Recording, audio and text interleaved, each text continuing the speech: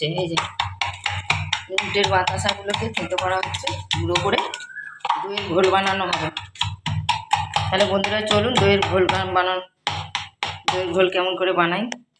অনেকে অনেক রকম বানায়, আমি যেটা পারি সেটা করে আপনাদের সঙ্গে শেয়ার করছি। আগেই বিট নুন দিয়ে দিচ্ছে, দেখছেন শুকিয়ে। দই দিয়ে দিচ্ছি অনেকটাই, তার সঙ্গে এই যে বাতাসা দিয়ে দিচ্ছি,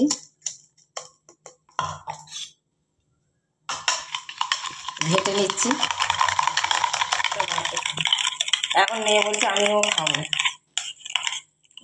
তাহলে আর একটু দই দিয়ে দিচ্ছি। কি করে ধরবে এর মধ্যে? আগে ঘন্টটা করে নিই, বলুন ঘেঁটে নিই। মিশ্রণগুলো দেখছেন ফাটানো হয়ে গেছে। এবার এর সঙ্গে আমি নুন দিয়ে দেবো।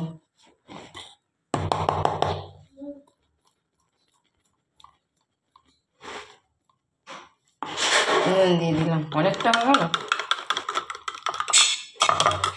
তার সঙ্গে দিয়ে দিলাম চাট মশলা।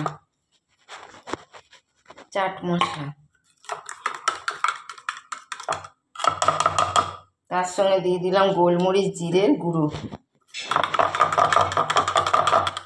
এই যে বন্ধুরা এবার ফাটিয়ে নিচ্ছি। বরফ দেবে না? ও বরফ দেবো। এই যে আমি বরফ গ্লাসে ট্রান্সফার করে নিলাম। এবার ঠান্ডা জল দিচ্ছি। বাবা নিয়ে আসেনি এখনো,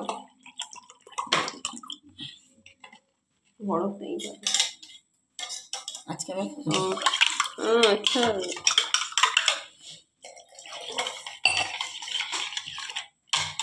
এই যে বরফ দিয়ে দিচ্ছে। সুইটি গ্লাসে দেবে, সুইটি গ্লাসে। আমার কাঁচের গ্লাস নেই তো, কাঁচের গ্লাস নেই না, আছে স্টোর রুমে আছে। আমি বড্ড কুড়ে।